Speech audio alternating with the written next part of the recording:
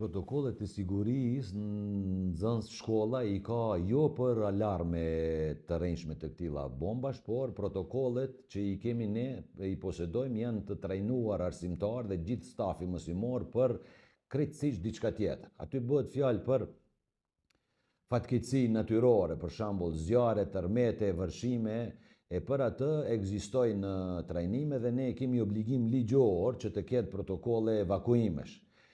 Një pjesë e veprimeve të protokolleve të tilla ne i shfrytëzojmë dhe i ndërmarrim edhe për rastet e këtilla. Rastet e këtilla vazhdimisht kanë ndodhur me lajmërimin nga ana e policisë deri te shkolla, se ka alarm deri te shkolla e juaj për bombë.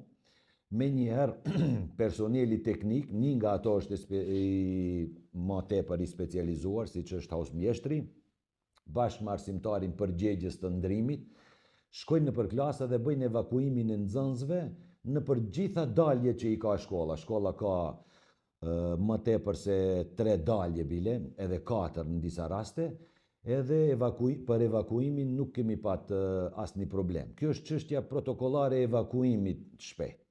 Ndërsa për çështje sigurie, fillimisht kanë qenë paksa më traumatizuese këta alarme, mirë po tani kohëve të fundit masi janë bërë të shpeshta dhe epiqendra e këtyre jemi pikërisht ne, apo shkolla e jonë, tani nxënësit edhe sikur janë mësuar edhe atë protokollin e kanë rutinë, domethënë pa panik, vetëm për sot, për shembull mund t'ju informoj, nga fatkeqësia e alarmit të rrejshëm për bombë, pothuajse mbi 80% edhe nuk është marrë vesh, për shkak se sot na ka ardhur alarmi në ora 9:05.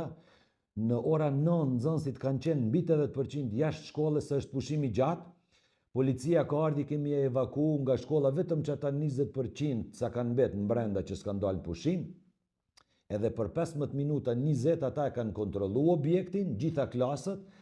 Ne e kanë dorëzuar nëpërmjet sektorit për arsim të mesëm nivelin e rrezikut që bëjnë ata matjet, edhe ne i kemi kthyr nxënësit. Domethënë sot s'kam humbur asnjë orë, gjithandaj.